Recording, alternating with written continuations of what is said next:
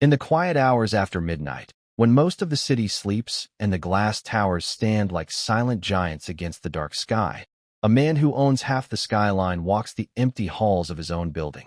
He is the kind of man newspapers call ruthless, the kind who closes deals worth hundreds of millions without blinking.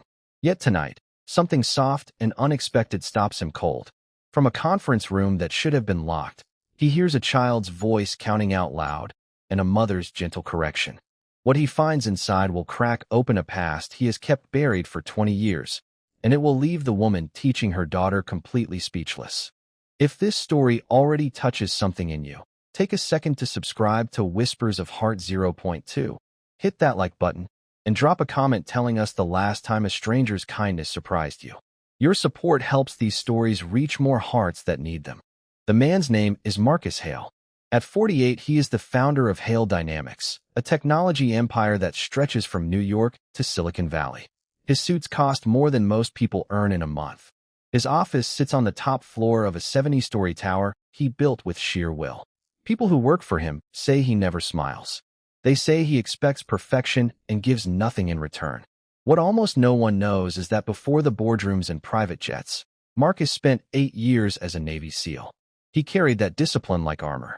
He buried the memories of sand and blood and the quiet moments when one man's kindness kept another alive. Those memories stayed locked away until the night he heard the little girl's voice. Her name was Aaliyah. She was 8 years old, sitting cross-legged on the floor of conference room B with a stubby pencil and a notebook full of math problems. Beside her knelt her mother, Denise Brooks, the night shift janitor.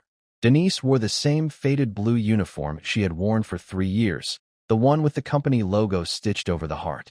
Her hands, usually gripping a mop or a vacuum, now held a dry erase marker as she drew circles and fractions on the whiteboard. The building was nearly empty. The cleaning cart sat outside the door. Denise had brought her daughter to work because the babysitter canceled and there was no one else. She could not afford to miss a shift. Marcus stood in the doorway longer than he meant to. He watched Denise explain how 1/2 of a pizza becomes 2/4 if you cut it again. He watched Aaliyah's face light up when the numbers finally made sense. The child's laughter was soft and pure, the kind of sound that does not belong in a place built for profit. Something old and buried stirred in Marcus's chest. He remembered a night in a faraway desert when a fellow SEAL, exhausted and wounded, had sat beside him and taught him the same patient way to break a problem into smaller pieces so the fear would not win. That man had not survived the next mission. Marcus had never spoken of him again. He stepped into the room. Denise spun around so fast the marker fell from her hand. Her eyes went wide with the fear of someone who knows one wrong move can cost everything. She scrambled to her feet, pulling Aaliyah close. "I'm so sorry, Mr. Hale. I know we're not supposed to be in here. The babysitter fell through, and I just needed a quiet place to help her with her homework. Please don't fire me. I'll clean twice as fast. I'll work weekends. Just please." Marcus raised one hand. The gesture was calm, almost gentle. He looked at the whiteboard, then at the little girl who had pressed her face into her mother's side. "What's the problem you're stuck on?" he asked. Denise blinked. Aaliyah peeked out and whispered, "Fractions. I keep getting them mixed up." Marcus walked to the whiteboard. He picked up the fallen marker. For the next 20 minutes, he did not speak like a billionaire. He spoke like a man who once taught young soldiers how to stay alive by breaking the impossible into pieces they could hold. He drew the same pizza. He cut it into eighths. He asked Aaliyah to explain each slice back to him until her voice grew steady and proud. Denise watched in silence, her hands still trembling. When the last problem was solved, Marcus set the marker down. He looked at Denise for a long moment. "I was a Navy SEAL," he said quietly. 8 years. There was a man named Rivera who sat with me one night when I thought I couldn't go on. He taught me the same way you're teaching her. Patient. Kind. Like the world wasn't ending even when it felt like it was. I never got to thank him properly. He didn't make it home." Denise's mouth opened, but no sound came out. The richest man in the building, the one everyone feared, had just placed a piece of his hidden heart in her hands. Tears filled her eyes. She pressed a hand to her chest, as if to keep the emotion from spilling over. Marcus continued, voice low. "You're doing something braver than most people in this tower will ever understand. You're giving her a future while the rest of the world looks the other way.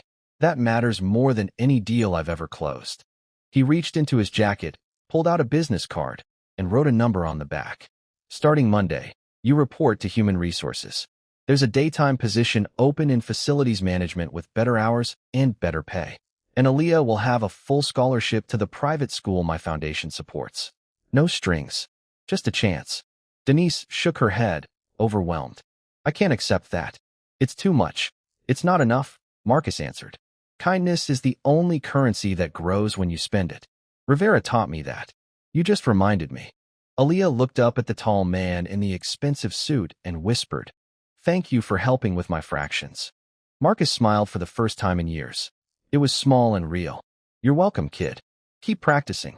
The world needs people who can break big problems into little ones. In the weeks that followed, Denise took the new job. Aaliyah started at the new school and began bringing home perfect scores. Marcus still walked the halls late at night sometimes, but the armor around his heart had cracked. He began asking the night staff about their families.